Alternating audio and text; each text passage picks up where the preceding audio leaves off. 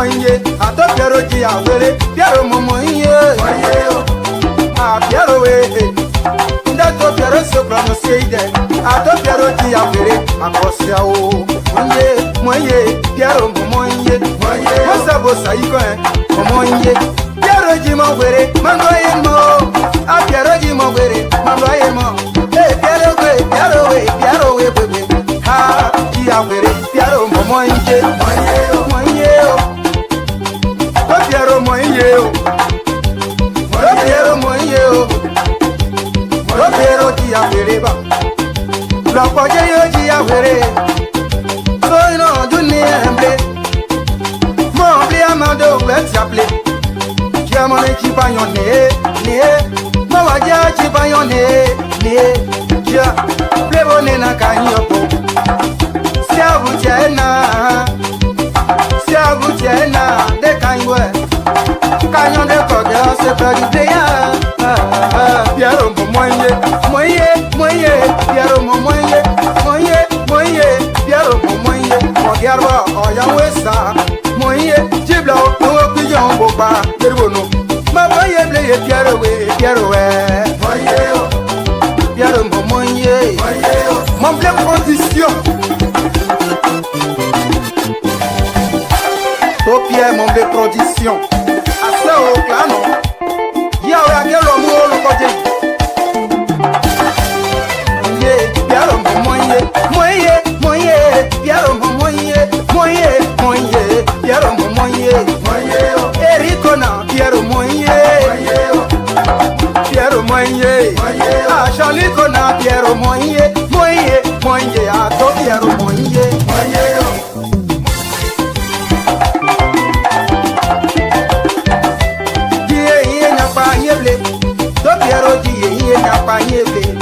ah, yeah, Piero we, ah, Piero we,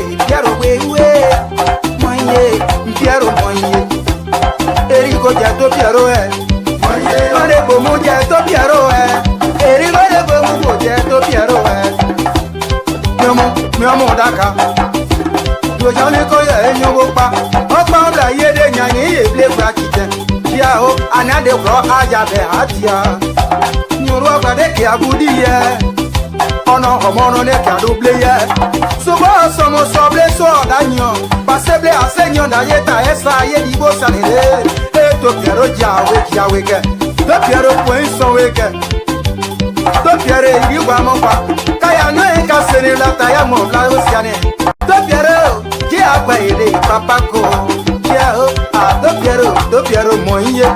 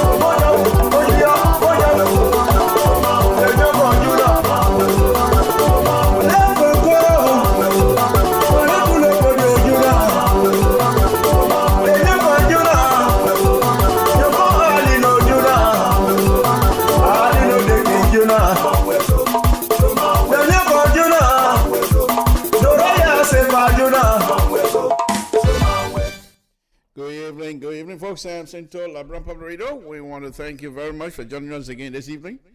We really do appreciate you guys staying here with us. Safety, folks. Very important. It looked at the disease is wreaking havoc in our community. I'm not too sure why, but we'll continue to pray. And so let me offer a serious prayer here this evening. Lord Jesus, we ask you to guide us all in the face of the deadly disease. Lord Jesus, you know where we're coming from, and you know why we're here. Our sisters and brothers that work in the nursing home, it's not like they're going after money so much. But Lord, you know, we left Liberia to come over here and look for money. With your blessing, we were able to get jobs. And this is what we're doing. So those brothers and sisters that are working in this nursing home, Lord Jesus, guide them. They're doing what they have to do to feed their family, but also to make sure the patients that are coming into the hospital, into the nursing home, are taken care of. Jesus, you yourself, you took care of patients. So this is exactly what these brothers and sisters from Liberia are doing. But the disease is getting a little bit out of hand in our community. We ask you, my Lord, only through you that these things can be resolved very easily. Only through your mercy that we're still here. And I ask you this evening, my Lord, to please guide these brothers and sisters, all of us, that are putting our lives in the day, every day. We're out there. We don't know how the disease is going to react to any of us. None of us is above this disease. Only through your mercy, my Lord, that it's possible for us to stay alive. And in this vein, my God, I ask you that our brothers and sisters in the diaspora that continue to work, to guide them. And finally, Jesus, I also want to ask you for our brothers and sisters back home, the leadership back home, they're in your hands. Whatever it is that is happening, Lord, you know, and we ask you to guide us. And in Jesus' name, we continue to pray, and I say, amen. Thank you. Folks, Samson to LIBERIA Public Radio. I'm here again to rock it again tonight. Like I said, the disease is not quite decent for all of us. But before I go any further, let's go ahead and have our, as usual, the show usually open with my president, duly elected. I will soon be going, every day I say 61.5%. Sooner or later, I'm going to start going to 75%. You want to stop me, you stop me. For me, I can say so. So that's Dr. Weah, the president of the Republic of Liberia. You see what I'm doing? You're like Donald Trump now? Because I'm talking about my president. So when I'm talking about president, I go crazy. President of the Republic of Liberia, duly elected, Dr. Weah. No, on a very serious note, this is our president. Until this term is over, he's our leader, and we say thank you. Under his leadership, the disease in Liberia is not helping, and we continue to ask that God will guide all of them to give us a good country. Make sure our brothers and sisters are safe. That's all that I can say on that. So that is Dr. Weah. I'm now going to place a call in Liberia for the Liberia LPR management, the manager over there in Liberia, to join me here and give us an update of what is happening in Liberia. Mike Dunn is going to be on air here very shortly. We tried to do the video, but I'm still having difficulty trying to have the video. So again, I'm going to have to crawl back to the management of LPR. I say crawl because I don't like asking the management of LPR, who are my bosses, for me to say, oh, I know they want. Every one of us are given responsibility. So if I cannot perform my responsibility, that's not good. And that's what I'm using the word crawl back to the LPR management for them to help me out. Nathaniel Crypoor and Mr. Alfonso Zionso to help me out to carry this function forcefully. I don't eat my regime. I come in to go big then. That's simple as that. But anyway, let me see if I can get Mike on the line here with us. Mike, I hope you're listening, and I hope you. Okay, he's not on yet. All right, let's see. Oh, the people say my sound is low. How is this one? How is that? All right, I think my sound should be way up now. So, all right, let's see if we can call Mike.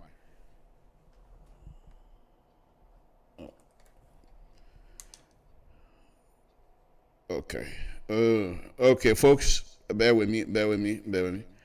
He's not on yet.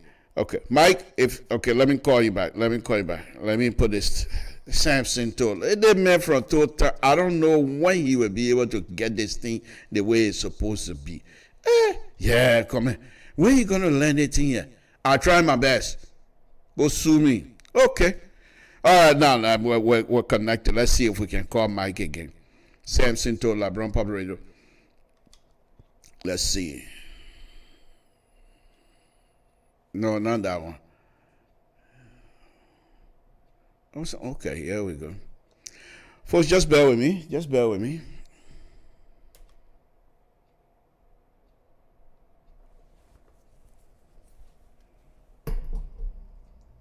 Hello? Yeah, Mike? Yeah? Okay, this is Samson Tor. Can you hear me? Yes, I'm getting it loud and clear. Thank you, as usual. So, folks, this is Mike Dunn. Mr. Dunn, thank you very much for joining us this evening. Thank you for, I know it's late over there, so I hope not to keep you up here long. What is happening in your neck of the wood that you can let my audience know this evening, please? Well, Mr. Ban, thank you for having me to show this evening from Liberia and late evening from Liberia. Monrovia is fine, and people here are going about their normal businesses. However, there have been some training issues here. Of course, the issue that we all are aware of is the is the corona outbreak here in Liberia, which is everywhere in the world. I But see. besides, citizens here are going about a normal business. But the state of emergency, we have gone, we have left a few days to the second 2 weeks of lockdown that was announced by the president. Yeah, and it's supposed to be getting expired on the 8th of this month. And besides, the government of Liberia, as part of the state of emergency, announced series of packages for citizens, and one of them is the distribution of rights. But today there was few clarity made on the distribution of rights by the finance minister that uh, only people who cannot afford will be benefiting from this distribution of rights. You remember on last month, the president sent state of emergency packages to the legislature for approval. And that package include the $25 million for food distribution from house to house. And many Liberians, since that pronouncement, they have been thinking that this will cover the entire country, the entire 4.8 million people. But unfortunately, the minister today clarified that only 2 million of the population probably going to benefit from this food delivery process. And that has now lowered the expectation of people who were thinking that full government going to distribute food to the various households. But let me ask you this, Mike. And I'm not too sure if you're the correct person, but being a reporter, hopefully you will be able to give us some clarity on that as well. When the government made an announcement that they were going to distribute food, did they give a specific number to say these are the people, or be specific who were going to get the food? No, they were. The president in his state of emergency package said that the 4 affected counties, Den, Monserralo, Nimba, Grand Coup, and Maigibi counties, will be benefiting from the package. But then they also talked about the affected community within those counties. So it was not clear, as it is now been shared now by the Minister of Finance and Development Planning, Mr. Samuel Toye, that only people who cannot afford will benefit from this stimulus package for food distribution. I see. So the clarity from the finance minister is not out of line, will you say? Well, this clarity was not made earlier on because they were saying that food distribution. So generally, it was like the entire population. The entire area that is being affected by the corona pandemic in Liberia going to benefit from this food distribution. But unfortunately,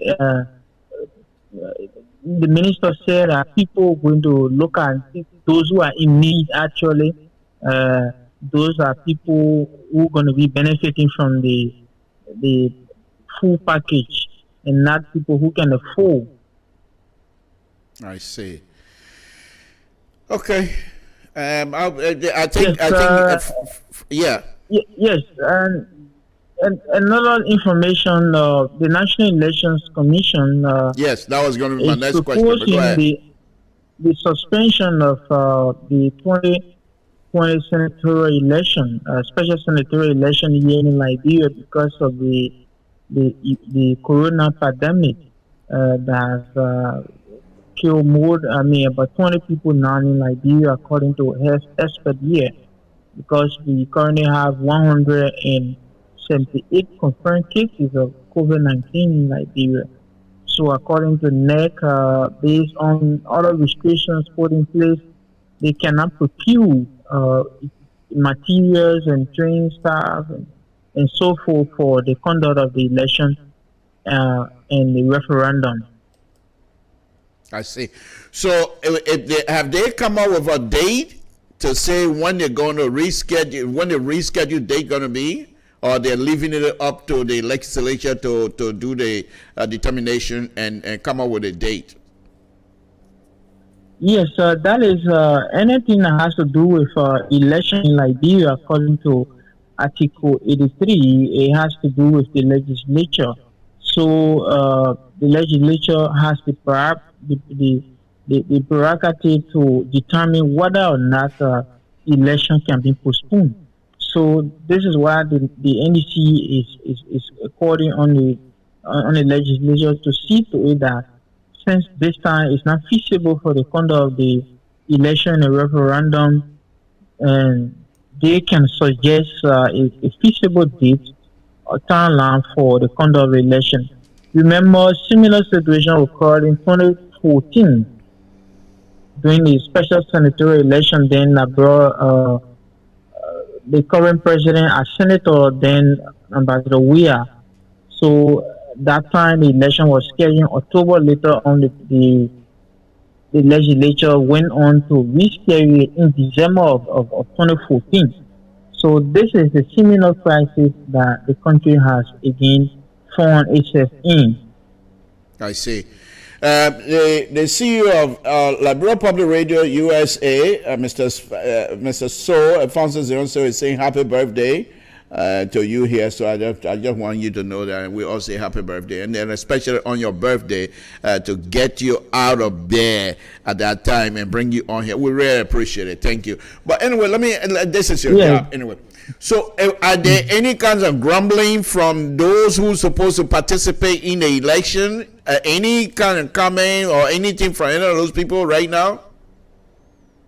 Absolutely, there's no grumbling because for a local team, even people who are willing to participate in election, if NEC were to just carry on election, I don't see any preparedness or any readiness on their part to participate in any election from any time soon because of the way things are currently in the country.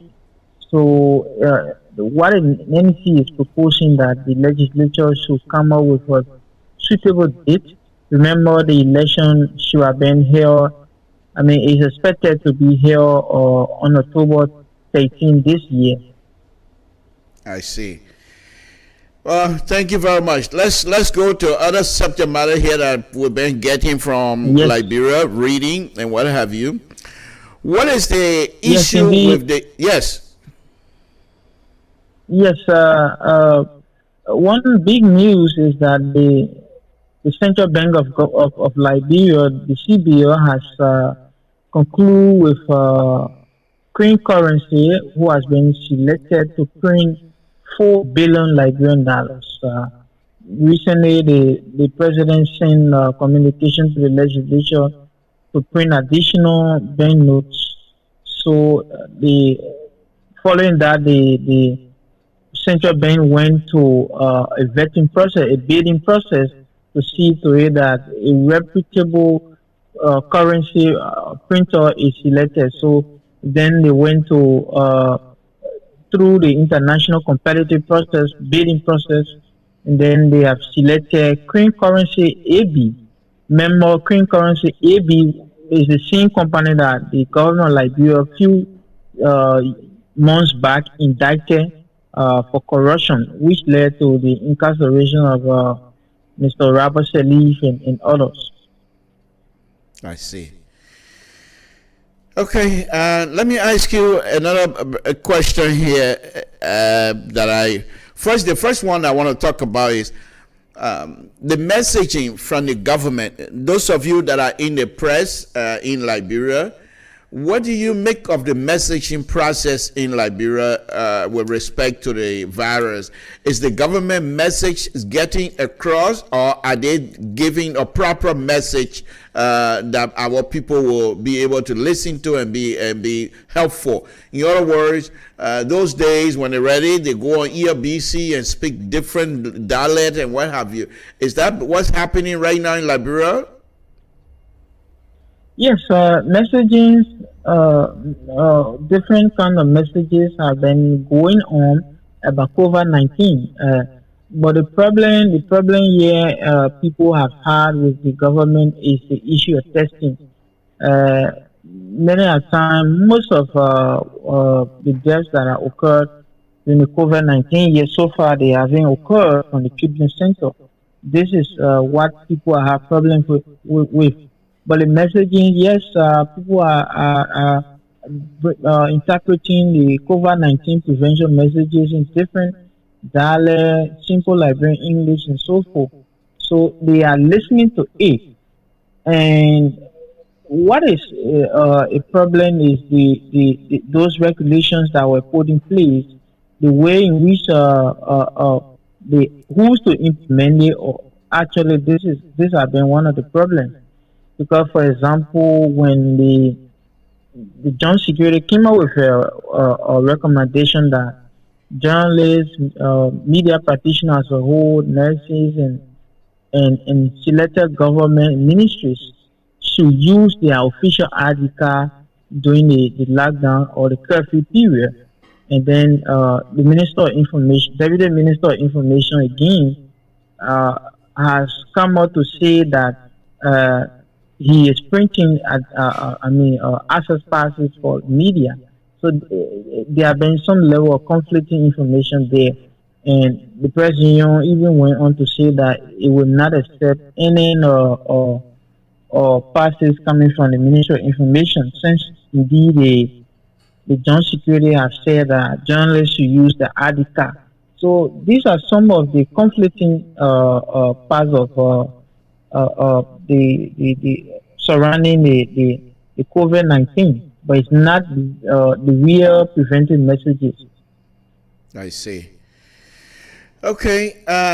Speaking about the security apparatus, the joint security, I know when the stay home started, the first 2 days was kind of hectic and a lot of people got hurt and what have you.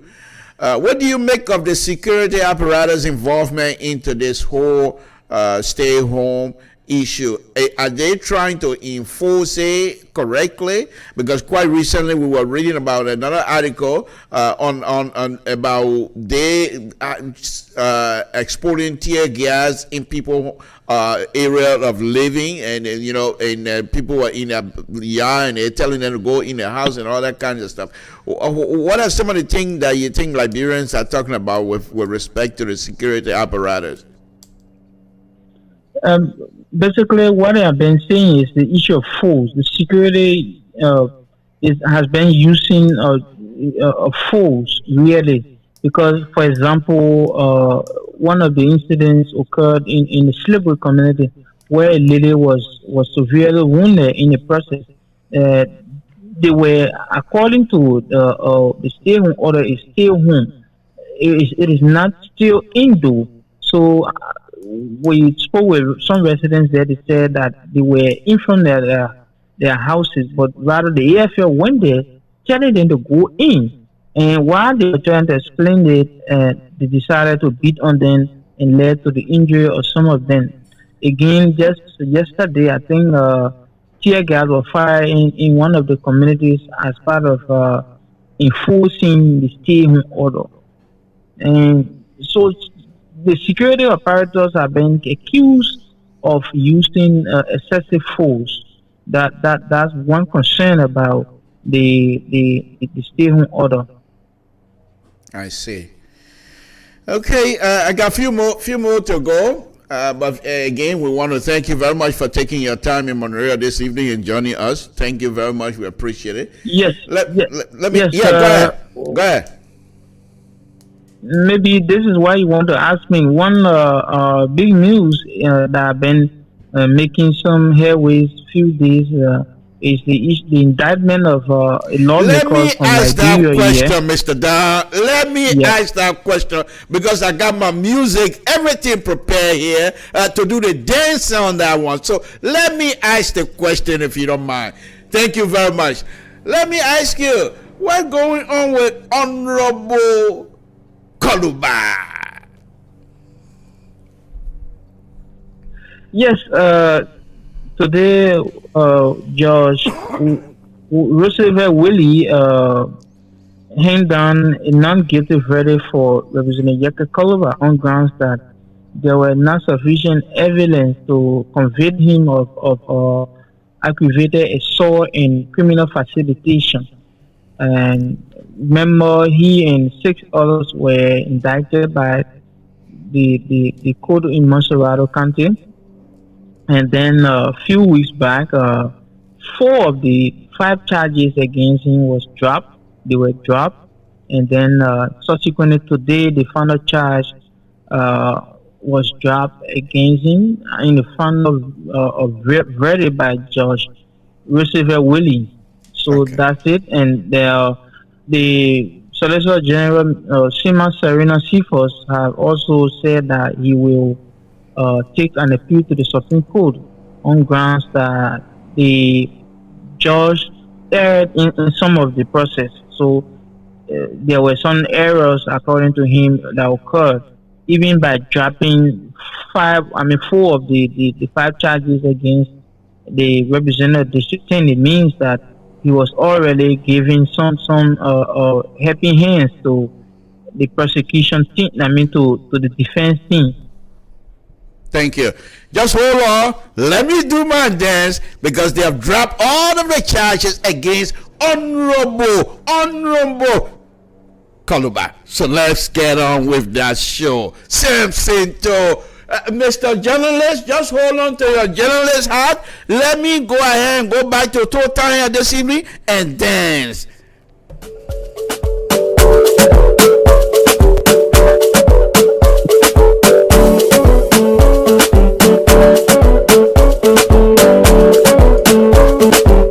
Don't disrespect me because I get on papa. You will not disrespect because you see me the papa. Don't disrespect me because I get on papa. You will not disrespect because I will on don't. Okay, all right. Okay, Mike, are you still with us? Yes, I'm still here. Hello? Mr. Fu. Yes, I'm still here. I'm here. Hello? Yes. Hello, Mike, are you still getting with me? us? I'm hearing you. Okay, Yes, yeah. are you hearing me? I got so excited. I moved some Yep. stuff around. Thank you. Yeah. Let's thank you for giving us that wonderful news. Thank you very much. Let me ask you this. So quite recently, we've been reading about the president house on I think 19th Street or something like that in Cinco. 9th Street. Oh, 9th Street. Okay, that's just to show you Yeah. I live in Montreal. All these years, I don't know where they are. But anyway, what can you tell us on a very serious note? What can you tell us that's happening with this house? Because the issue that we saw the press secretary, deputy press secretary, want to make the pronouncement on the radio, and then a few days later have to go and retract all of that. What's going on? What's happening? Yes, there have been some misinformation and disinformation about the president's house on 9th Street because remember, this is one of the first houses built by the president. Then, as a footballer, world best footballer in Liberia and the world as a whole, so he built that property. So, few months back, he embarked on renovating that property.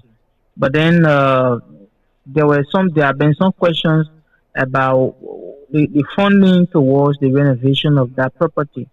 Some $2 million, as we've been told, is being used to renovate that property.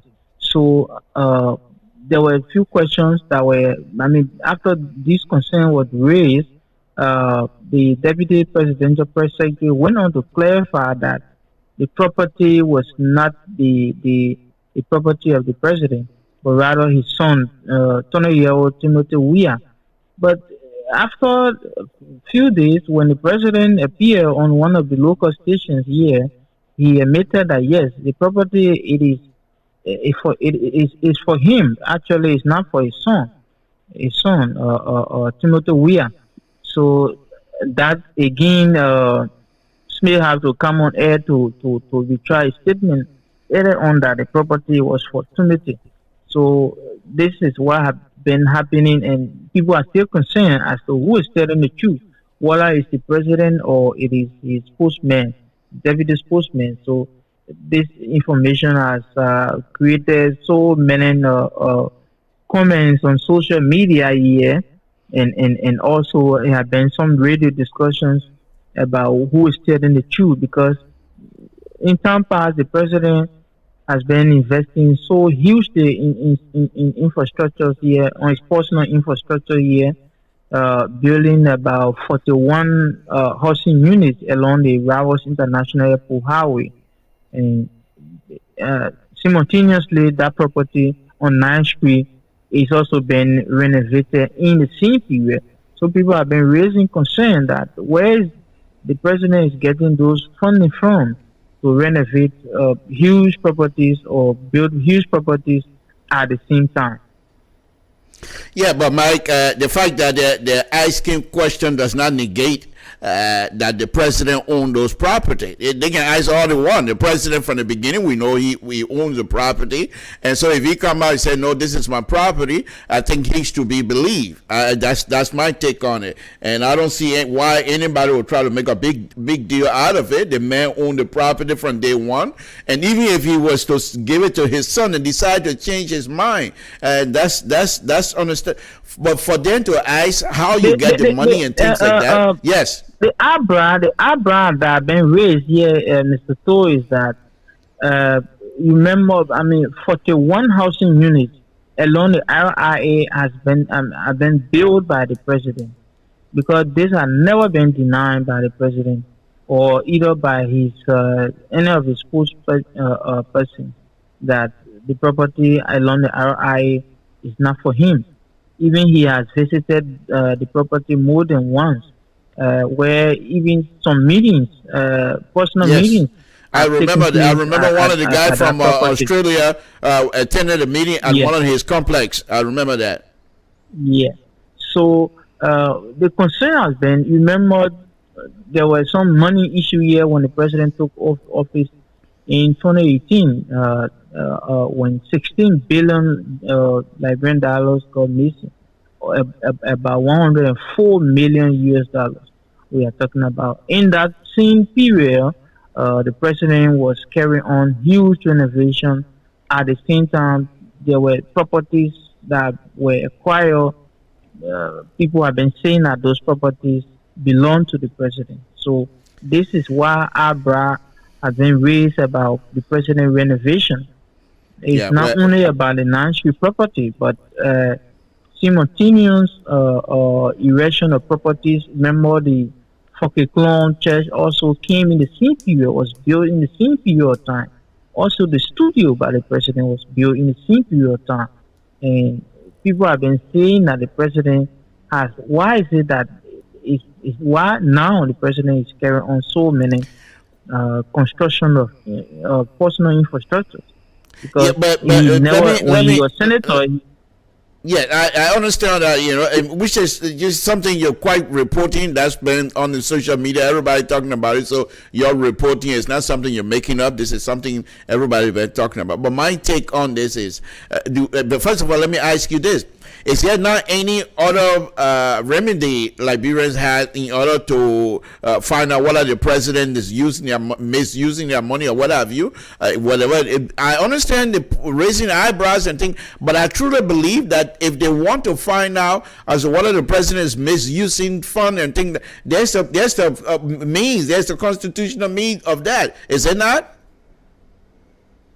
Well, it is very difficult to directly audit the presidency. And I know here in Liberia, the presidency, regular salary is not enough. It's not huge, but some benefits that are associated with the presidency, they are huge. But again, in a very short period of time, for those huge renovation and erection of properties, this is what people continue to question, and they are continuously trying to find out. Besides he, the president, there are others or associates of the president who have purchased properties. Even the Minister of State for Presidential Affairs, Namagill, also acquired property along the CRI area for over 200,000 US dollars.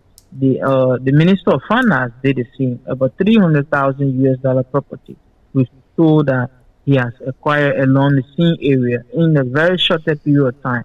And when you look at their remunerations yearly, it cannot amount to such amount of money.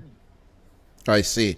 Okay, I'm not trying to defend anybody, but I'm just saying if the Liberian people have issue with those, they should take it up to their representatives, and perhaps their representative, which is another branch of the government, they can then try to investigate, and they have the investigative power to do such. This is why, talking about that, this is why one person who has spoken this openly is the district number 10 representative, Honorable Yeke Koluba, who has on countless occasion accused the president of corruption, because according to him, when the president was playing football, even when he became senator, he never had such huge amount of money to carry on renovation, to carry on property erection, or to build infrastructure that he's currently building allegedly. I see. Folks, that's the voice of Mike Dunn, who is Liberia Public Radio, Liberia Chief himself. And again, today is his birthday. And to get up off of his birthday's bed and come talk to us here, I think that's... We are in the new... in the morning hour here from Monrovia, so it's yesterday, May the 6th, was my birthday.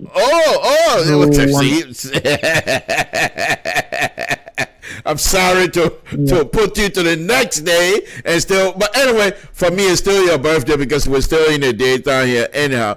Thank you very much. Let me ask you another question here, Mr. Dan. Quite recently, we saw the president of the Republic of Liberia, duly elected that is, saw him with an entourage going to Ravensfield Airport to receive some consignment that have to do with the medicine from Madagascar. What can you tell us about that? Yes, indeed. It was some 2 or 3 days ago when the president was at the RIA receiving a Malagasy tea, a herb tea that have been processed from Madagascar or Malagasy scientists arrived in the country, a few bottles of them, and the government has said that they are finding remedy to the COVID-19 process here. So few other African countries are doing the same. And so this few bottles of a little cartoon one I saw at the airport, it was very a little stock. According to them, it's a trial. It's just a trial, so that's why the portion for Liberia was not enough. We also saw photos of the ones that have been carried to Ghana and Togo. Was a little bit few cartoons as compared to Liberia. And that's what I'm wondering. As to what are the Minister of Information have given you guys, the press, any kinds of explanation as to why the receiving of a cartoon and few bottles was so huge? They made it so much publicity. They publicized it so much, as you have the Minister of President Mr. McGill was there, the Deputy Minister of Information was there. What have they given you reason why they had it make it so public? Well, I think it's because they've been finding solution to the corona pandemic year. But I don't think it was something to have created so much publicity about, because This helps. The WHO has been warning African countries that they should not just go ahead administering these particular herbs. And but on their own, the African president, few African presidents have said they will carry on the trial themselves. But today, on Wednesday in Liberia, there were a few medical experts who were saying that the tea or the drink should be tried on animal here before human consumption. And because we have a laboratory here, at least if a few drips of it can be given to animals with COVID-19 to see the reaction before consuming it. But people are ignoring that, saying that other countries already start to take it. It is 90% proven. That's what we've been hearing. So nobody is even willing to listen to experts. What experts are saying, there should be some animal trial before human consumption here in Liberia. But just to pick it back on that, ECWA and Wood, the African, West African, whatever they call themselves, ECWA, refute the allegation of endorsement of the medicine. They said they're not endorsing anything. So is it because people like me grew up in Town, Montpellier, to be specific? Is it because the kind of medicine that we were taking back in the days were never being tried by animals or anything? Is that why you think the government is saying we need to try this thing here? No, this is not the government saying that it's to try it, but other experts are saying that the medicine should be tried on animals instead of just giving it to human beings here. And it should be, they have the same way that vaccine trial can take place on animals and so forth. There should be some test of it before consumption of it here in Liberia. But in other countries, people have been consuming it already. In Madagascar, I'm told that it is 90% proven that it kills COVID-19.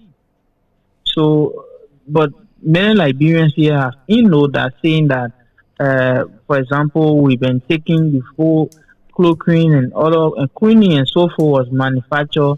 We were taking Jolobo, for example, and that was not approved by WHO. So they would find whatever remedy to curing people from COVID-19. They would find every remedy to see to it that people are cured from the disease. I see. One more question before we take a leave of you here, and that is, what can you tell us about the Minister of Information, Honorable Eugene Nangbe, and the Minister of Justice, Honorable Musa Dean? What do you know anything about any kind of update on their condition? Well, I can't tell now, but again, there were few others that were discharged yesterday, on Wednesday, in fact.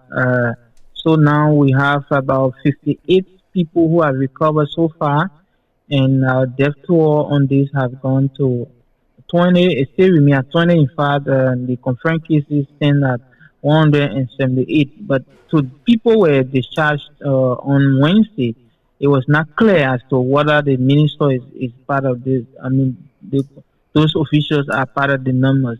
And in fact, if they were part, I think it was going to be a very clear issue by it. But they may still be in isolation, or they are still at the 14 Military Hospital taking treatment, but it's not yet clear.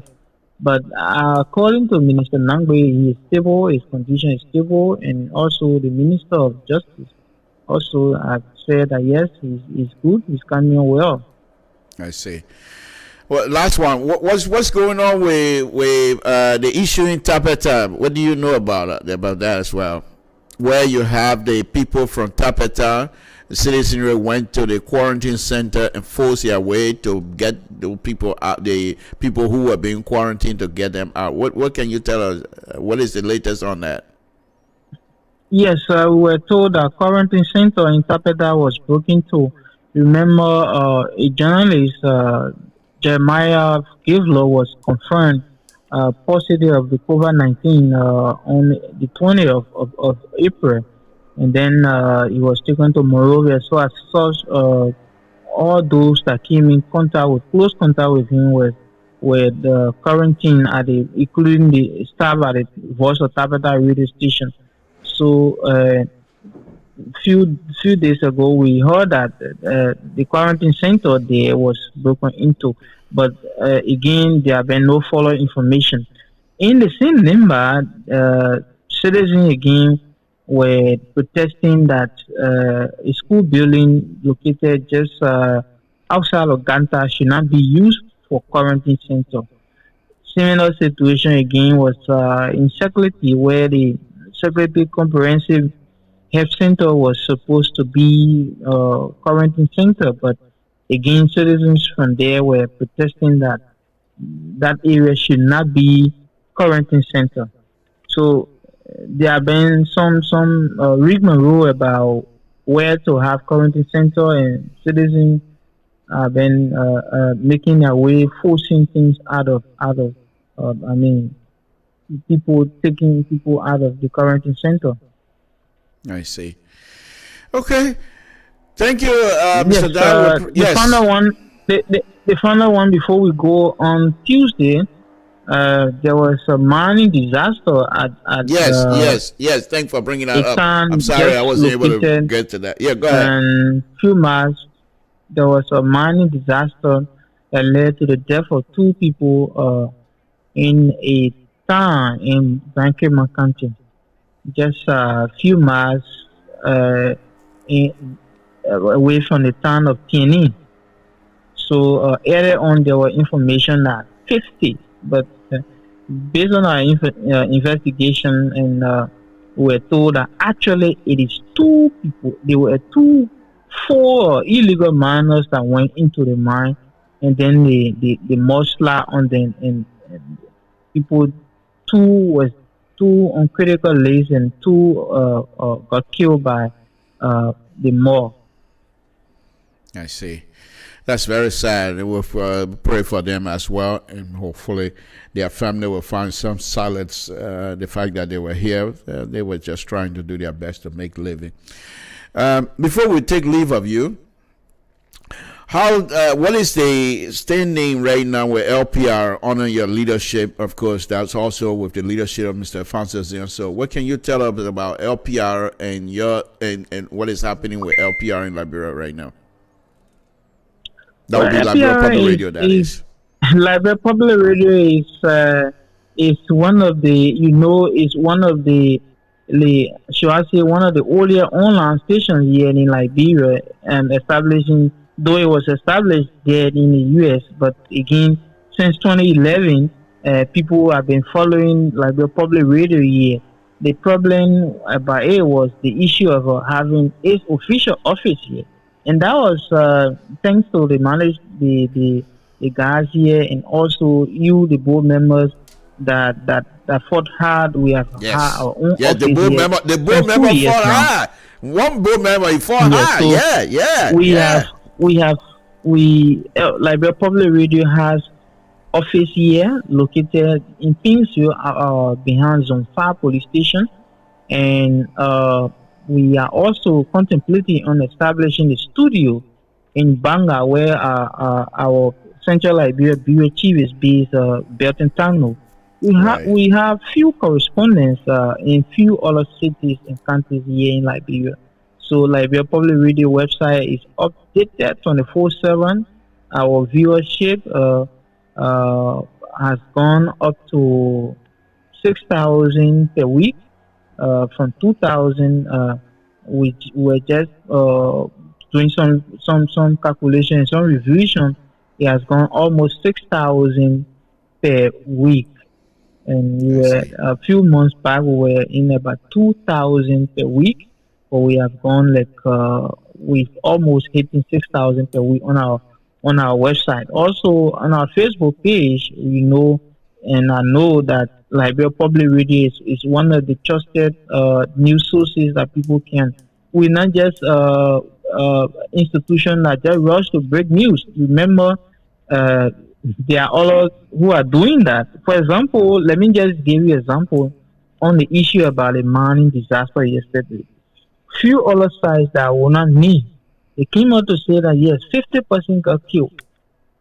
Most of our reporters were calling, we should break the news, and then we said no. The editorial team met and said no, let's find out.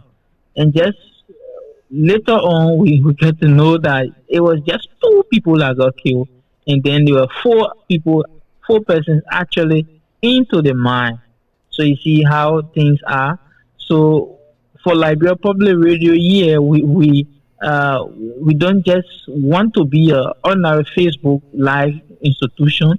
We're not just people who will just come out to say yes, this.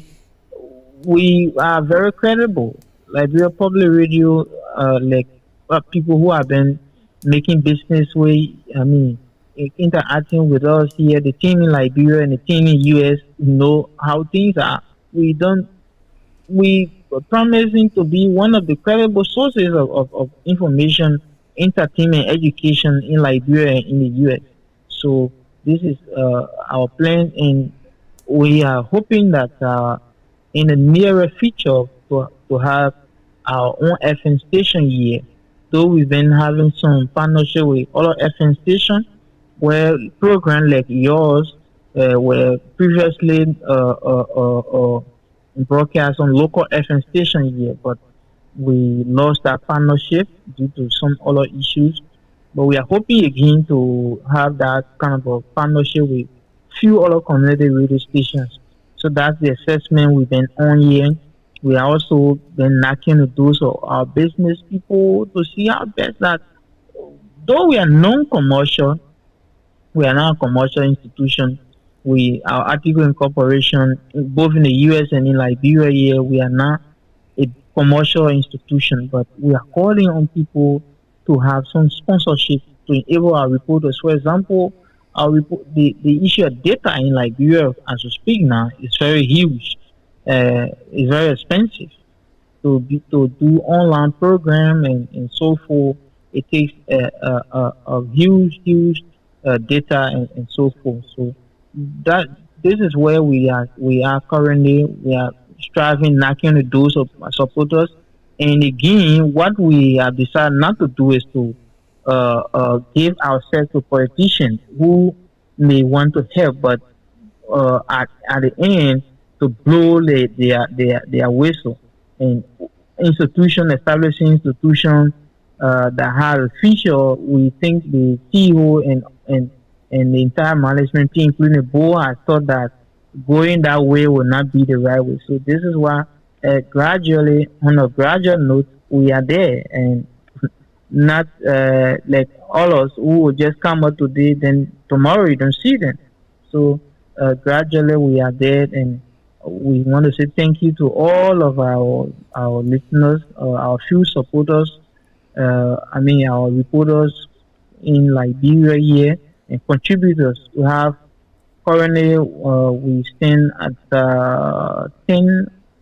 12 contributors we have currently in Liberia, yeah, and one in the US. In terms of news reporting, those other people, every one of you there have been doing similar thing, but in terms of everyday journalistic reporting. So we have one currently in the US. We have all our contributors here who have almost every day ensuring that our website is updated and information on our Facebook, all our social media pages are updated 24/7. Right. Okay. Thank you, Mr. Dan. And again, with the strong support of the LPR's CEO, Mr. Francis Yonso, and the rest of the crew, we will do the best to support you guys over there. And the kinds of work you guys are doing is very important, and we appreciate it. And as God could have it, our CEO himself is a journalist, and so he doesn't take this thing lightly. The same way you guys in Monrovia are not ready to sell your soul to the devil, so is here. We are not ready to have a show because we want audience. We want 200, 300, 400,000 people, and therefore we should be ridiculous by insulting and cursing. He made it clear. Even if your show gonna only generate one viewer, you do that. You do not. He have always made it clear to us that you don't come on a platform and start cussing and start saying some ridiculous things you have no evidence of, accusing people of X, Y, and Z because you want viewership. He made that clear, and we'll stick with that. If the Liberian people Yes, feel I mean, that, as journalists, we don't just report, but we also follow the ethical issue as well. So this is what, like you said, the CEO has been doing, and we too, who are also journalists by profession, went to journalism school and mass communication school. So it is at the back of our mind and our head. Always we tell our reporters here, before you get information, please authenticate it and show that you don't report because somebody has done you wrong. You just want to report, or just want. We don't just report news based on sensational headlines and so forth. Okay. All right, Mr. Darren, thank you very much. I'm sure Mr. So will continue to work with you and make sure you guys, whatever support we can give, he making it clear to him. He's working real hard. Him and Nathaniel Crypor, Mr. Mazzola, Alan Jeru, they're working hard to make sure that LPR gain a true foothold in Liberia, and we will do our best with that. So I want to thank you very much. Continue to work with your young reporters. Whatever we can do to support that, we will do so. And please do not compromise your journalistic ethic. Even if it means one viewer, that's okay. But let us be truthful with one another in terms of reporting. If you don't have evidence or anything, I don't even need to advise you because you know who you are. But what I'm saying is for sensationalism and things like that, let us try to stay away from it. And let's be truthful to the people and be truthful with our reporting. And I want to thank you very much for coming on, taking all your time to join us here this evening, giving us wonderful time. Here too on Liberian Public News, conversation with Samson Toh. If it means to get one viewer, even if I don't have no viewer, I'm not going to degrade LPR by insulting people, by being ridiculous and not saying things that are not factual, or saying things that I have no clue on. We're not going to do that. So thank you very much. Continue to talk to the young reporters to be truthful to their journalistic ethic. Sooner or later, people are going to recognize that LPR is a true platform where Liberian can come to express themselves freely, but with respect to one another. Thank you very much.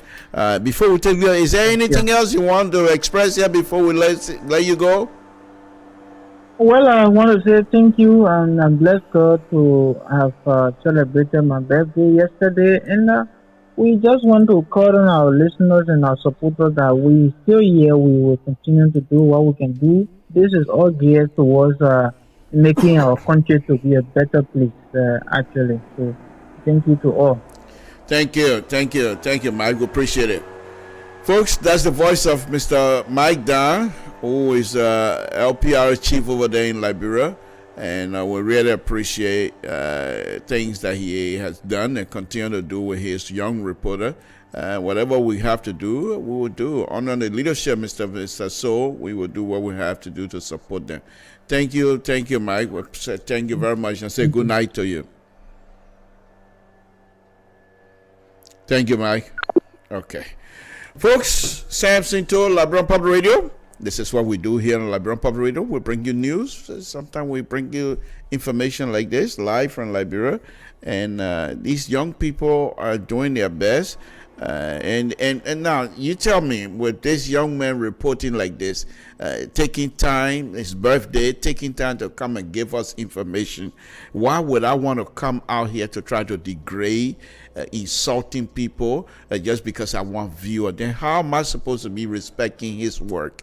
This young man, and he's not the only person. You got another young man in Banga reporting for LIBERIA Public Radio. You got other people from Cape Mount reporting on LIBERIA Public Radio. So I cannot just come out here because I want viewership, so I should be ridiculous and insulting people and stuff like that because I don't agree with them. Far from it. We will do what we have to do. We will criticize, but with respect. There's nothing, no two-way street around it. The government, when I in nobody's pocket, if the government doing something that is right, I will praise the government. If the government is doing something that is not right, I will criticize, but with respect, with full due respect to all of them, because they are our leaders.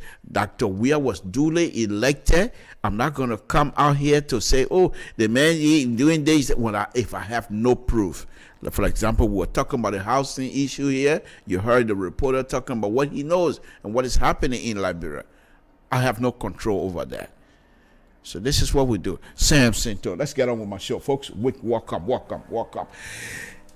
Let me go back again. Yes, Sam Sinto.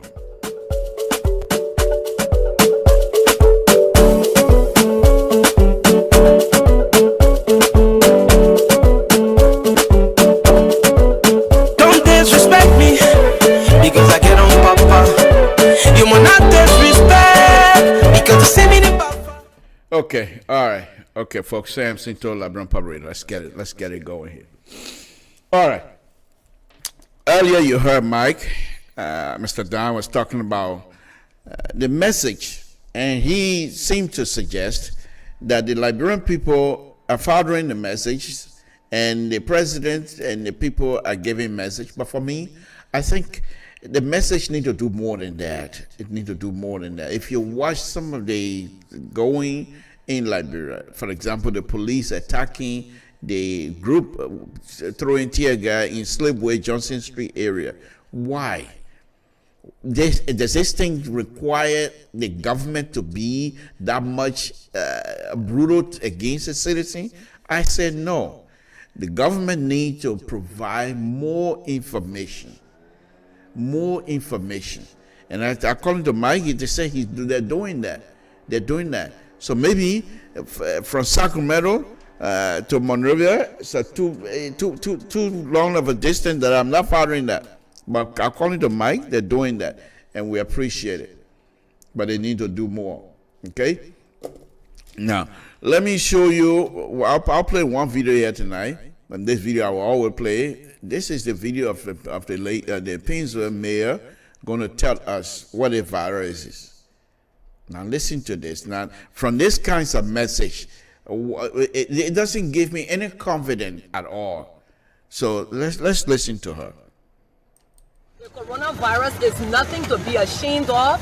It's nothing for people to think that it's a stigma.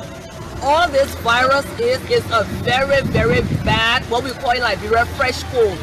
That's all it is. And if we don't take care, everybody is prone or susceptible to getting this virus. It's a bad cold that gives you a hard time breathing, and some of the symptoms are malaria-like.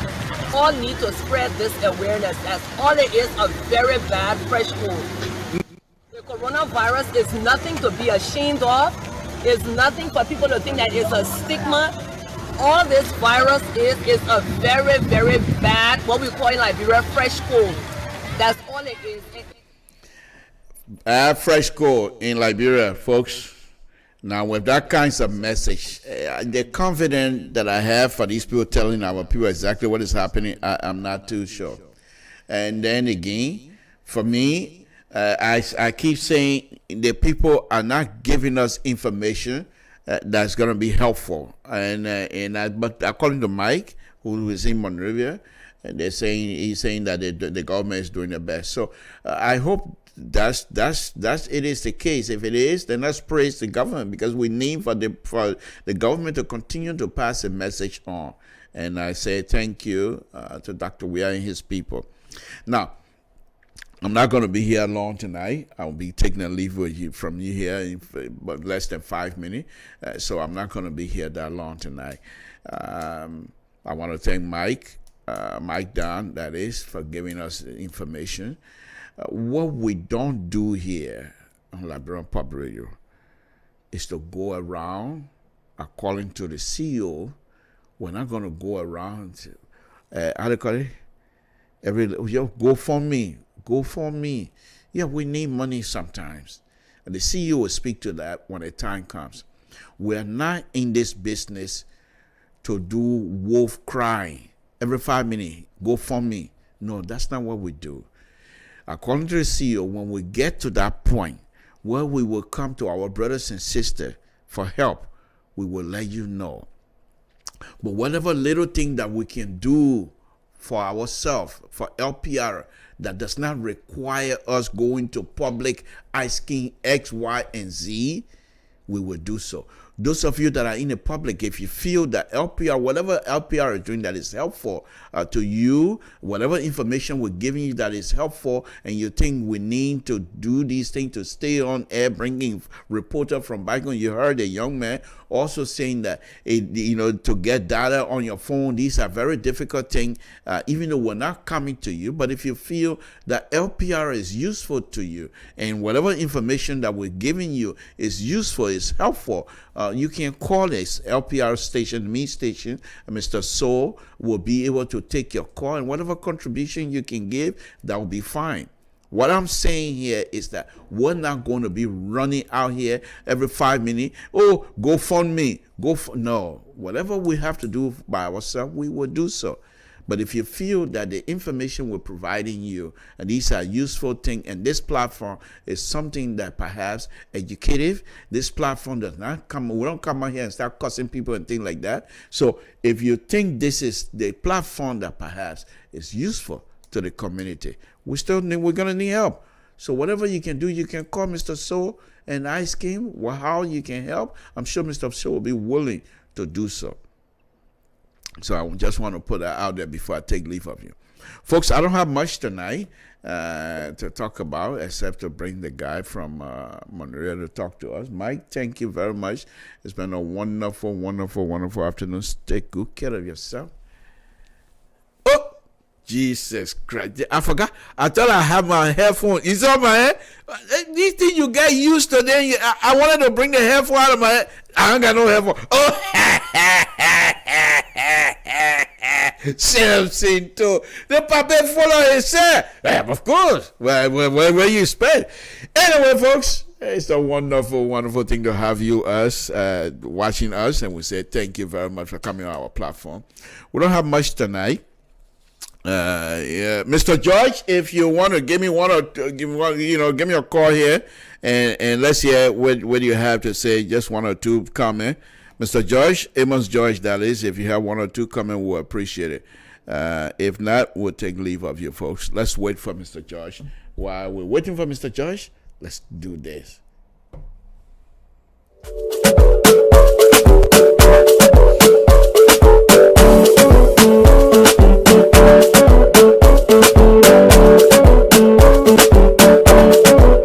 Don't disrespect me because I get on papa. You will not disrespect because you see me the papa. Don't disrespect me because I get on papa. You will not disrespect because I will on don't we not broken, but we can make it happen. We not millionaire, but we can keep it popping. We not broken. Okay, all right, folks. Let me take leave of you here. Yes. Mr. George, thank you for calling us. Yes, what's on your mind, sir? Make it brief for us here. We're just getting ready to wrap it up here. Thank you very much. Yeah. Let me say thank you to the correspondent from Liberia. But what I wanted to say here is that the legislation the last time, the resolution I think they passed, I think they said that the relief should have covered the entire country, not just of the country. I think I remember saying that they were speaking of that very carefully. So my question now to the legislature, what are they going to do when the Minister of Finance is saying that they are not going to cater to people that they needed to cater to the needed people? And how are they going to identify these people? When the national legislature said that the money that they were going to allocate was to cover the entire country. Now, few countries where the president did propose most of our Neymar and Grand Crew. And they said, no, it should be the entire country. Now, the finance minister is coming out for a different message now. So the question now, what are they going to do? Yeah, but Mr. Judge, let me push back a little bit on that. Why, if the government, having made the announcement and realized, wait a minute, we didn't anticipate that many people, so and therefore we cannot remember now they're begging for money. So why can't they readjust their thinking? Mr. Cho, that was a resolution passed by the national legislature. So a 3-county, it should cover the entire country. Now the Minister of Finance has come back and said, no, hold on there. It's not people that need it. Now, what is the yardstick you use to measure people that need it in Liberia? How many people in Liberia that the Minister of Finance can identify that really needed assistance? So, what is the definition? What is the yardstick they're going to use now? Then why the president did not bring the argument to the national legislature and say no? I will say only 3 counties, 3 counties. If you can't work around it, then I'm not going. But if they were popular impression and it passed by the national legislature, then what I'm saying, I want to know now what the national legislature is going to do. Because that's the executive saying, hey, we're not going to go by what we looked at the other day. So then the amount of money I will allocate, what will happen to that money? For me, let me be very blunt. I said this thing, it was a room for corruption. And this is not seeking to stop him. Yeah, Mr. Judge, we still don't have concrete evidence to make such a pronouncement, do we? But, yeah, it's my thing here. Labor's always trying to buy the way out. Why the minister, why the national legislature made a referendum pass it? Say it's the entire government going to be benefit from the release package. If the executive knew that they were not going to go there, but didn't tell the national leader at the time, no, you cannot pass it. Because I understand your argument. I'm not faulting that argument. That's a perfect argument. But don't you think the legislature now, having heard the finance minister coming out to now giving some sort of a clarity with the finance minister is not clouded with that kind of authority to give clarity to the legislature, whatever they pass. They pass it, that's it. If they want clarity, that clarity has to come from the legislature. Why not the executive giving clarity? But don't you think then it is the responsibility of the legislature to come and challenge the government, to say challenge the executive, to say, we give this information. Why are you making clarity now when we already passed the whatever rule we passed? Yeah, but that's my point I'm making. I said I'm now waiting for the Senate to see the response to what the executive is saying. Because they try to get our own background that they pass that resolution. Now the executive is saying, no, we're not going to identify certain people. I'm waiting now to see how the legislature is not coming back to respond to that issue. That's what I'm waiting to see. And so I'm waiting to see Joyce, why don't we go back instead of faulting the executive? That's what I want us to get out of. Let us now wait until the Senate, the legislature come back and whether they're going to respond to this or not. And this is one of the reasons why I continue to insist that the building of an institution is much more important than building an individual. And that's exactly what is happening. Because the president and the executive say, because the legislature, from my opinion, is so weak that they cannot challenge as a group, challenge the executive to the point of taking the executive to court. They're not going to do that. So what's the point? Why then we shouldn't accuse the executive of being corrupt? Let the corrupt behavior there, let it be challenged by the legislature. Yeah, I do agree with you. That's what I'm saying now. I want the legislature to call the finance minister to come back to get justification for his action. when it has already So then, before you go on, let me. That's why you're conservative when you come on these liberal platforms, and we say you'll be careful because we'll push you around. So now I expect you now to retract your statement of accusing the executive of being corrupt. No, here's the thing. You saw the last time the international community has raised concern about the fund being used in Liberia. It's not me. It's just the other day the international community said they're raising concern about how the fund being used to fight the coronavirus. So now we're seeing about the international community, the people who are getting the money. They're raising concern. Yeah. But the fact of the matter again, Mr. Josh, raising the concern does not equate to corrupt behavior. Raising the concern of transparency, whatever it is, until you can prove corruption. Other than that, you can't make that public announcement. Won't you agree with me on that? I do agree. But they say where there's smoke, there's fire. We are not seeing the minister of finance. You're in the age of technology. You're in the age of technology. You can't do that smoke and fire business. This is no place for that. If you're going to accuse the government of being corrupt, you have to come out and be specific. The fact that the international community have already frowned or whatever it is, they still have not proved corrupt behavior. Yeah, but listen, and not be proven corrupt behavior. But what I'm saying here, the government of Liberia cannot be trusted because of the past behavior. As we speak, as the Minister of Finance comes to tell people how much money government has spent and how much money they have for this coronavirus, as a government, and they come to tell us where we stand today, how many PPE they have bought, how many oxygen they have bought, how many ventilators they have bought, and then be able to tell the Liberian people. I agree, Mr. Josh. But the point I'm making, if you come out on a liberal platform as such and say the government cannot be trusted, what yardstick are you using as well? Now, I understand your position. For me, those are speculation. And I don't deal much into speculation until I say so.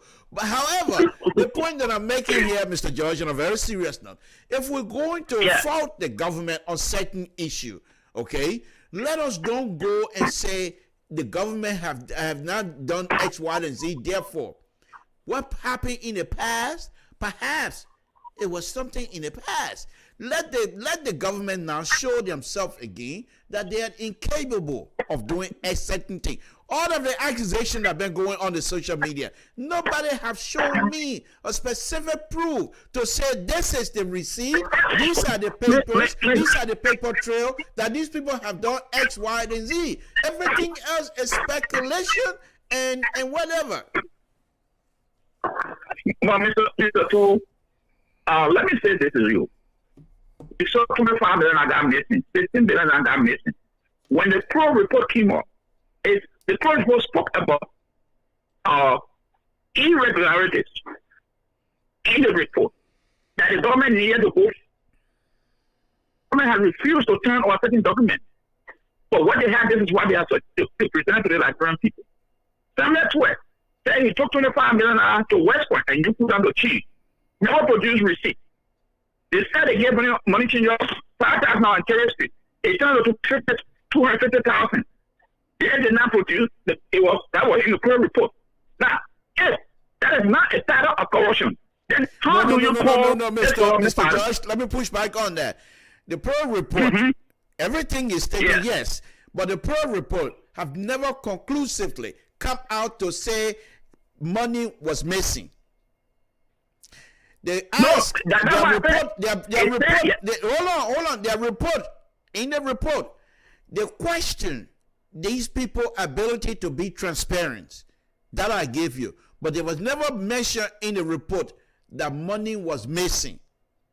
No, I didn't say that. The process was questioned. Document. I said there was irregularities. Certain documents, the report they could not get. I didn't say money was missing. They requested no, and they could not get. Yes. The But fact that, for some example, I read that document myself. For example, they said Samson told, yes, a number, we gave him money. They called Samson told say, I don't know anything about it. But when they did the actual auditing, there was nothing missing. Yes, but they said there was nothing missing. But they said in the same report, they said that they did not get certain documents to authenticate what was said. They asked Samuel Sweat.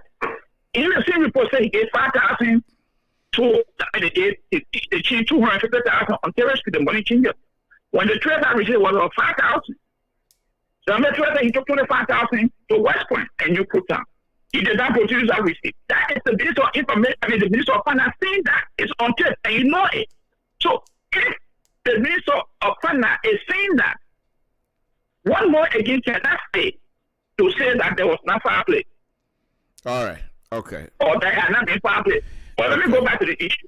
The issue of transparency in Nigeria, it's always been a problem. And that's why we always point to corruption. Because when there's no transparency, when the information is not coming out, the people who are supposed to get them, they create room for doubt. And when you create room for doubt, then people start pointing fingers at you. This is why always. Don't you think that's kind of, Mr. Judge, if you're going to use that as a way of trying to hold the government feet to the fire, don't you think that's kind of troubling as well? Even though there has not been any proof of corruption, but the fact that the people are not transparent in their dealing with you, then you're going to accuse them of certain behavior that does not have any information whatsoever to support that premise. Would you not agree with me that that's kind of troubling? Okay, But the issue here, if you are dealing with me, or I'm dealing with you, and I'm not being forthcoming, I'm not transparent with you, what was happening on your mind? Because then you're making me, I'm ready to start speculating to create doubt about my ability to do certain things. I agree with you. I'm not arguing that. But the fact that they have created doubt onto your mind, does that equate to whatever accusation that you're putting against them? Mr. So, if you cannot provide me the information, what do you want me to do? Then I start speculating. And when we start speculating, then we start accusing people. But if the information is forthcoming to everybody that we can see in the public domain, then there's no need. Okay. Let me go back. What since the coronavirus, the Indian government made donation, other entities had made donation. The Liberian government come out to tell the Liberian people, this is the actual fund allocated to fight this virus. We're going to take $2 billion and put in $2 million this far, 500,000 this year. Has the government done that?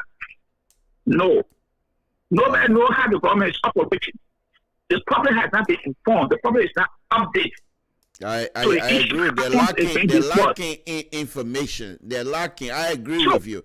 But I'm just saying, let us try not to improvise. Let us try not to improvise. If the government is not giving us the kinds of information that is necessary, let us see if we can approach and attack the government based on information not being provided.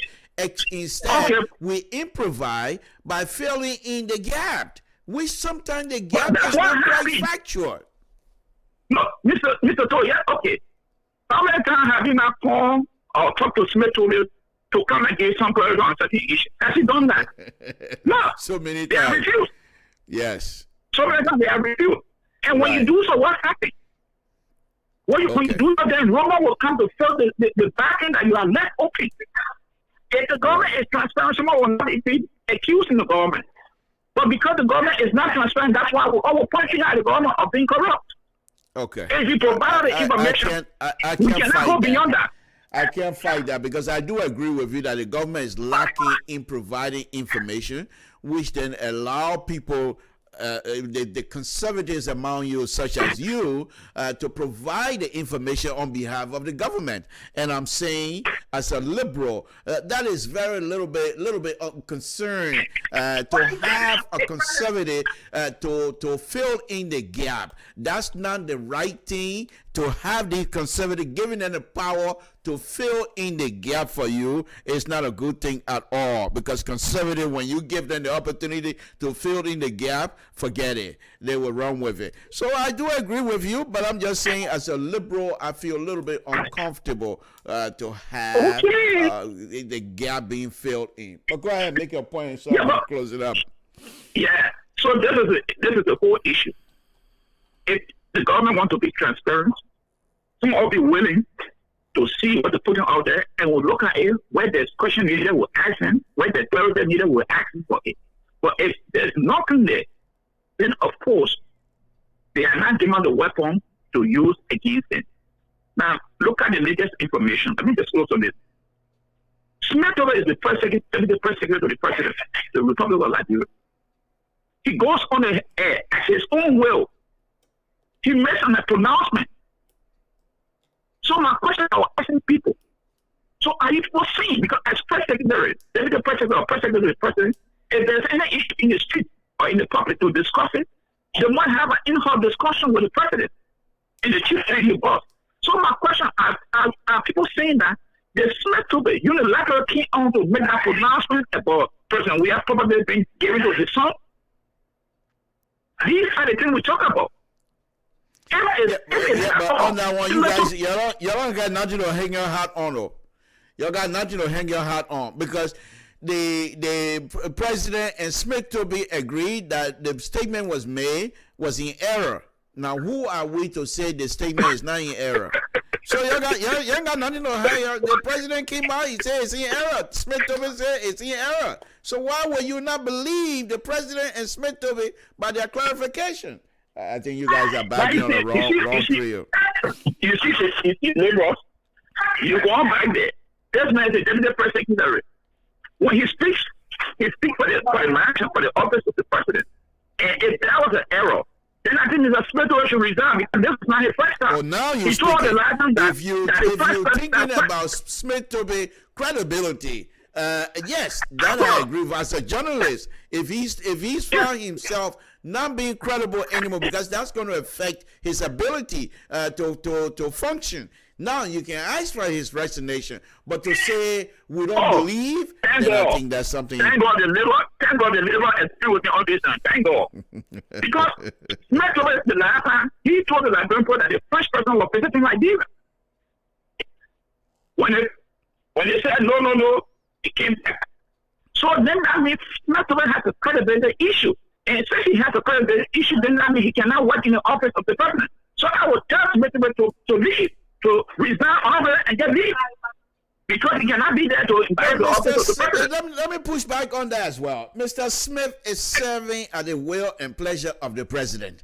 And if the president feels that Mr. Smith is doing good, so who are we? The only thing we can do is say, when it comes from Mr. Smith, we don't believe that. We can say those things that we don't believe you. However, what I do agree with you on this is this. It's affecting Mr. Smith to do his work. Yeah. You see, that is the issue of credibility. Because if someone working in the personal office and the Liberian people don't have confidence of that person in the office of the president, then there's a serious issue. I agree. With the president office. Okay. All right. Okay, Mr. Josh, thank you very much. That was a very spirited engagement. We appreciate it. This is what we want every time. Folks, you can give us a call and disagree with me. I will push you, but then you can push back, just like Mr. Josh have done. So thank you very much, Mr. Josh. We appreciate it, sir. Thank you, sir. And thank you. And still happy with knowledge. I will, definitely. You please stay safe out there as well. Okay. Again, folks, Samson to LeBron Public Radio. This is what we do here on LeBron Public Radio. We don't agree with these also is the analysts on LeBron Public Radio, but we don't agree with each other. He's a conservative. I'm a liberal. We liberal. We you don't come on a liberal show and try to bring us conservative ideas. We're gonna push back. I'm a liberal. We give latitude to people until they put the rope around themselves and say, well, I can't move anymore. Then I say, okay, now what you got to say? But you can't always, but that's what the conservative would do. They always assume and they improvise. They put word in your mouth. When you say, they say, that's why I think you were getting ready to say, that's the conservative way of doing business. I think you were getting ready to say so. I think this is where you were going. No. As a liberal, what do you have to say? Explain yourself. You give somebody latitude. But in our community, forget it. Smith Tobey is no longer to be trusted. So anything Smith Tobey can and say, oh, La Brompo, a radio, they say, show me the rain. I feel bad for that young man, for the position he put himself in. He's young. He's young.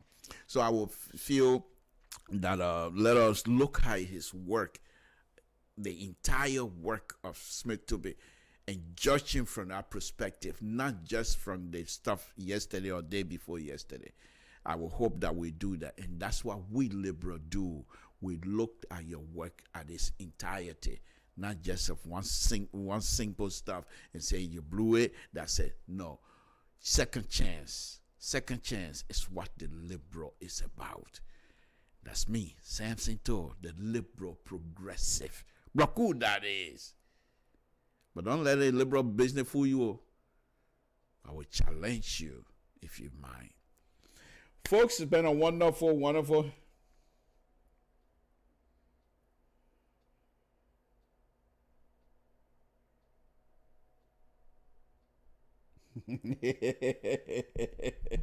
I like this guy. Mr. Toe, I think you're fighting logic. I've listened to you and you seem to be an intelligent person. Well, tonight I'm not intelligent. I love this young man. That's Mr. Harry. Mr. Harry, thanks for your observation. We appreciate that. And that's what I want people to do. Challenge me. I just, as a liberal, no, on a serious note, Mr. Harris, on a very serious note, the point that I'm trying to make with Mr. George is that you don't just say because the government is not forthcoming, therefore, by making a conclusion without any evidence, then perhaps you're not doing yourself a favor, because you might be asked to give an evidence based on the conclusion. Because when you're right in conclusion, most of the time you say, therefore. What therefore comes about having laid out explicitly what you believe that have happened. You lay them out with evidence-based comments. And then from there you say, therefore. Because when people start looking into your therefore, they want to see why you having this therefore. You can't just say the government is not forthcoming. Therefore, well, what is the reason the government is not forthcoming? Remember now, this is a government, bureaucracy. You have people in just the executive alone. They have other folks involved. So because the government is not forthcoming, why? Look a little bit deeper. Why is this government not forthcoming? Is this always this government behavior? Have they given us reason why they're not forthcoming? You go through that. In Madale, in Totan, they say you see the snail right in front of you, but you dare not put your hand, pick it up. You take the stick and move the leaf around. Even though you know that's a snail, but you move the leaf around before you pick the snail up. It's the same thing.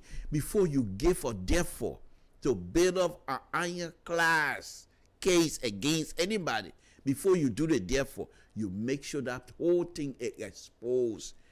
That the young person, baby said, when they look at it, say, yes, this is a good therefore. And that's the point that I'm trying to make Mr. George to understand.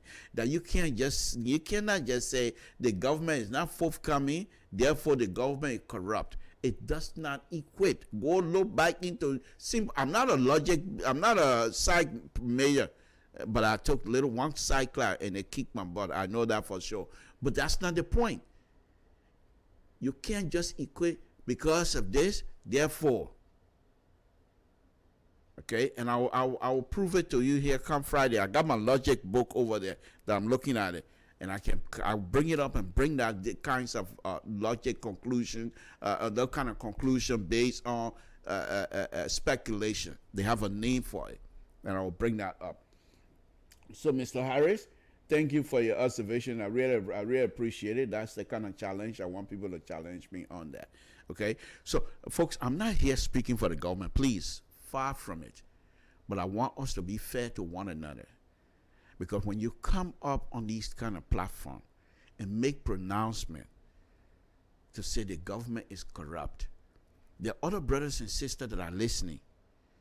Yet they will agree with you, but give them a reason. You can't just say the government is not forthcoming.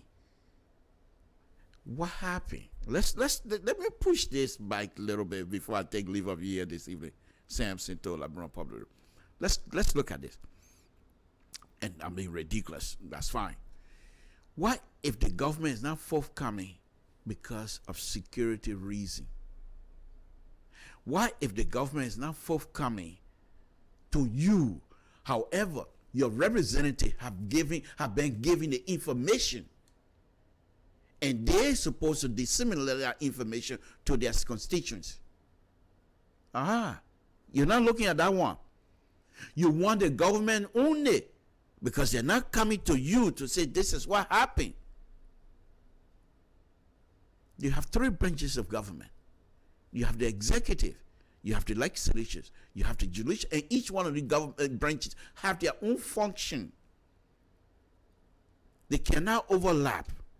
So why, if this government that you think is not forthcoming have already passed the information that is in your interest, already passed that information to your representative, and your representative is sitting on that information, will you fault the government because the government didn't take the mic? So it is deeper than that, than just say the government is not forthcoming. They passed the law. They passed the rule, legislature passed the rule, and perhaps in that article or whatever they pass, they're a means of communication. So let's suppose in the article they passed, the legislature passed, they say, okay, whatever information you have, come and tell us. We're representing the people. Then is it not the job of the legislature to pass that information? Let the legislature come to us, the people, and said this government is not forthcoming. This government is not telling us anything. Then you can say that perhaps the government is being it's not forthcoming. You can't even go back. You can't jump from not forthcoming to corruption yet. It's not time yet.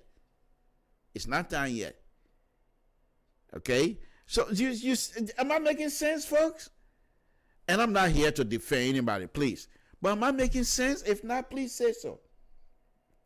Please say so. But Harris, let's deal with it.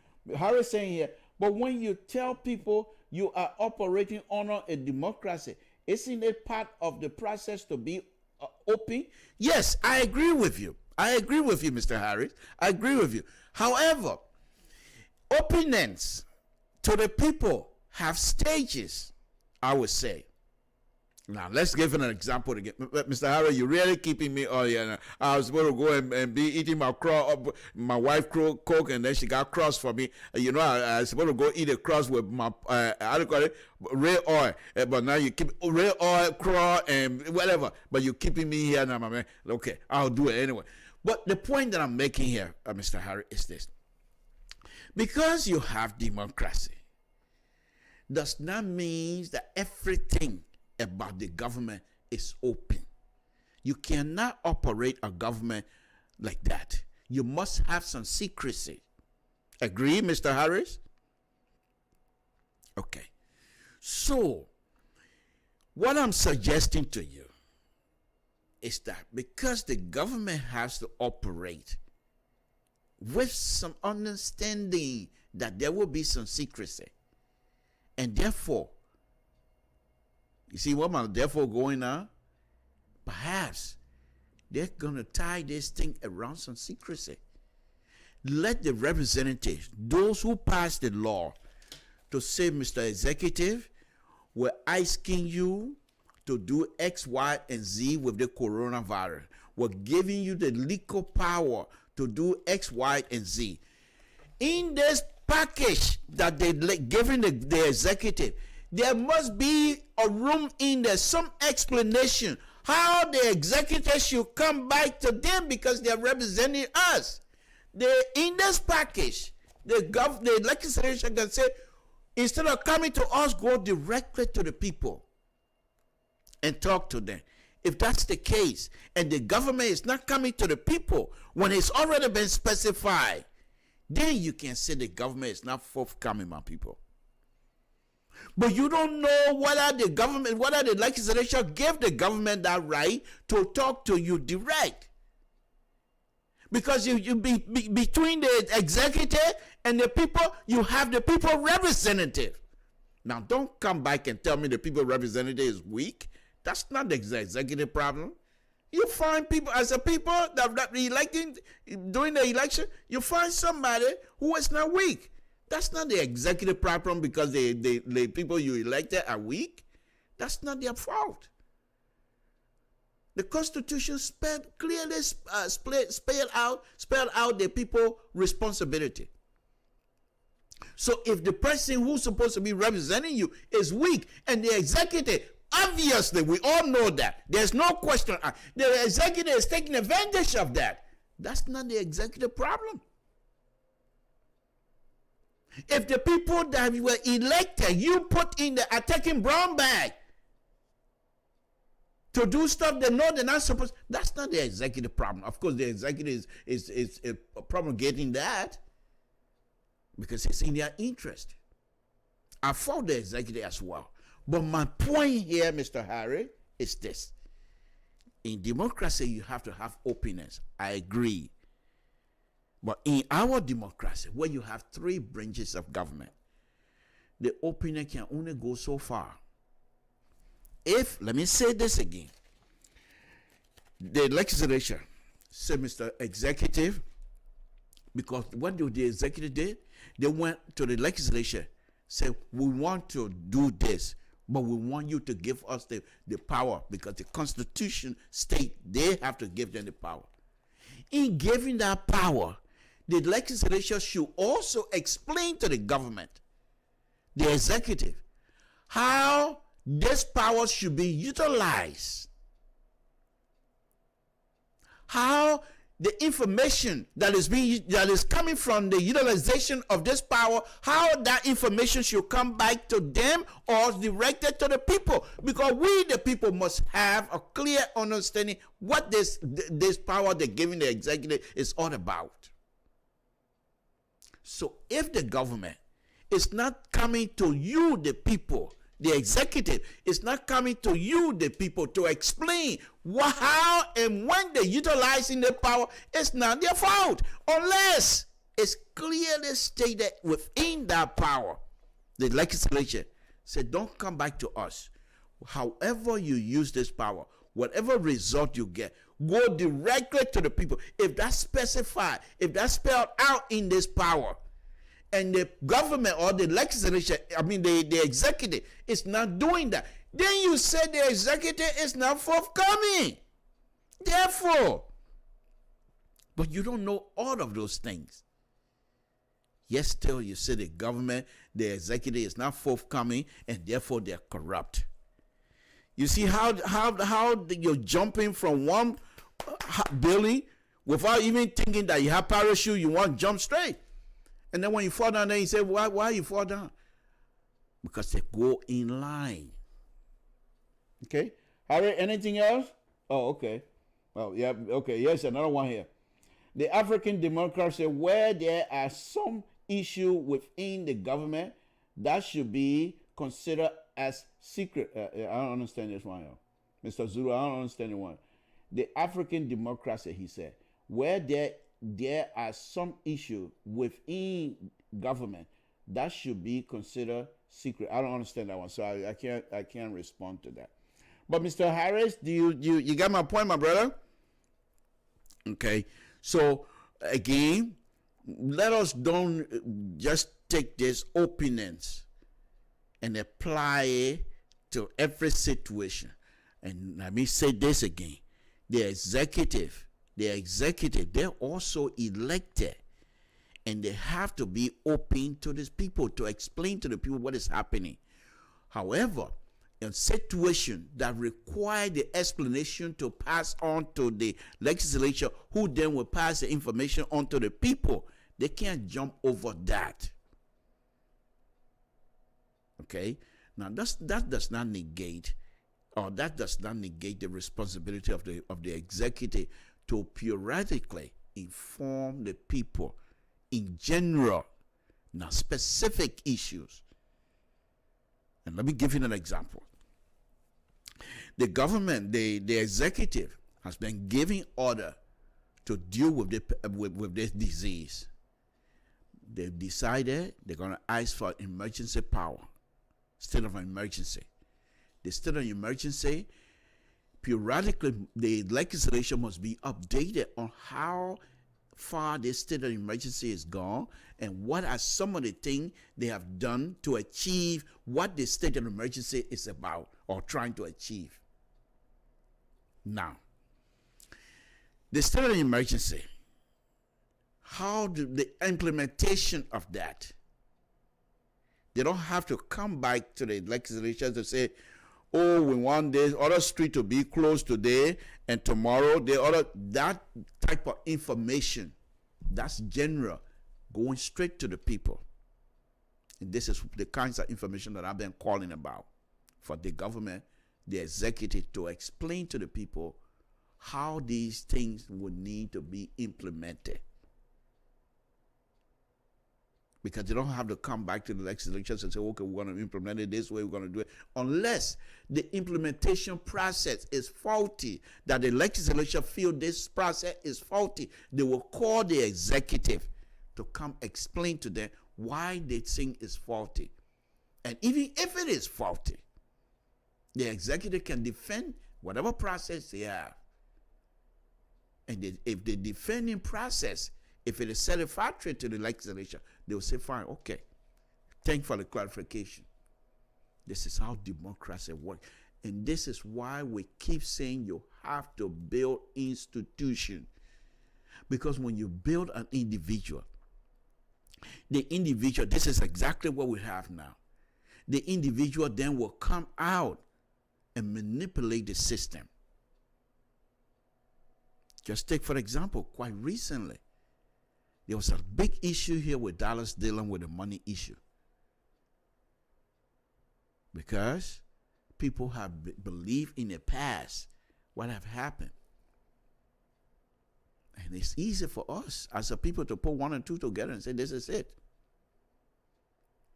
Because the executive did not make it clear to the legislature to say, this is what this money we're giving you is for.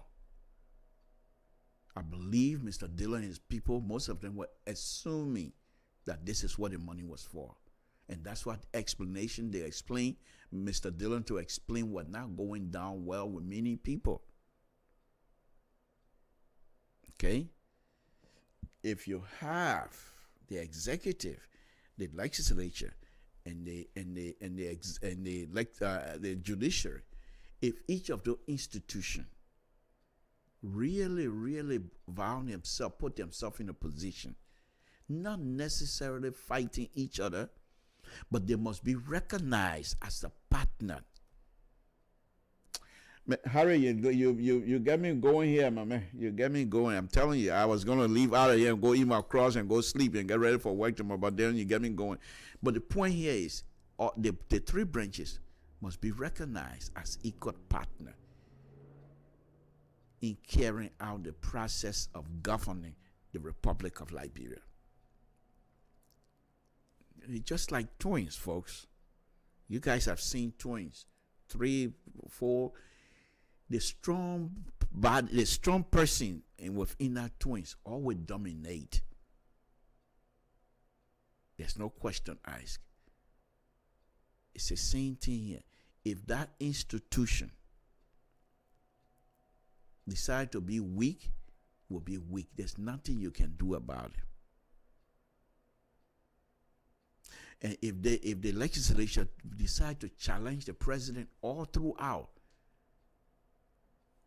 they make the law. The executive is supposed to implement the law.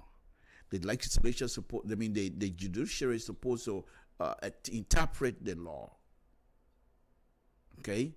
So if the executive or the legislature feel like the executive is in violation of certain segment of the law, you don't go and say you can't. If the man they call in to testify, the insider go to the judiciary.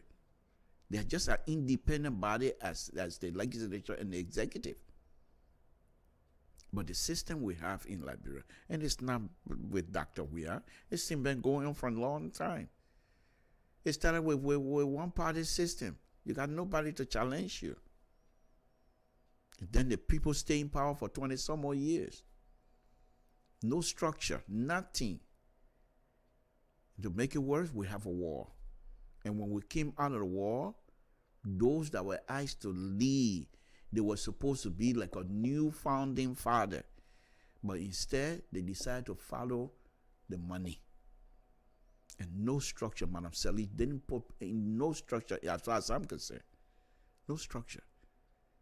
So you expect Dr. Weah and his people to come and say, oh, they need to do this. And they're following exactly what everyone else has done. The only thing I say that we need to continue to remind Dr. Weah and his people, because they used to tell us that they're different. They will do things differently.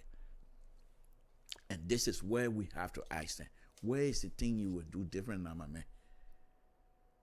That's the kind of question we're supposed to ask. But I'm not saying you don't have the right to say the government is corrupt. You can say whatever you want to say.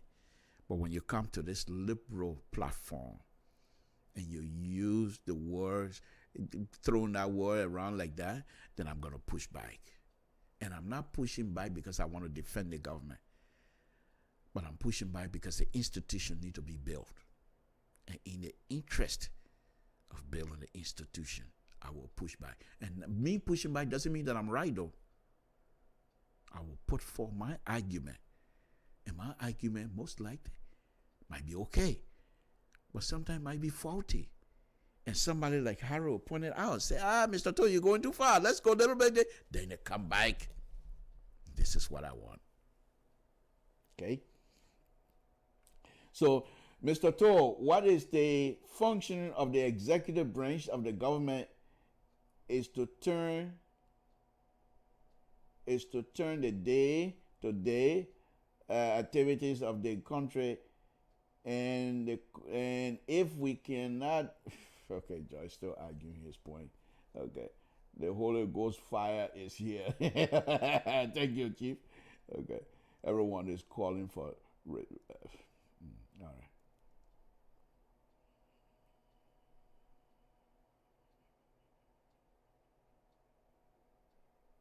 Okay, Mr. Harris, we'll do so. We'll just make sure whenever we come on air, try to come and challenge us. And whatever idea you have, but Mr. Harris, you not just typing. If you can call, unless you're in an area where there is noise, but you can find something somewhere to go and just, call in and make your point. We will appreciate that as well. But that shouldn't stop you from writing.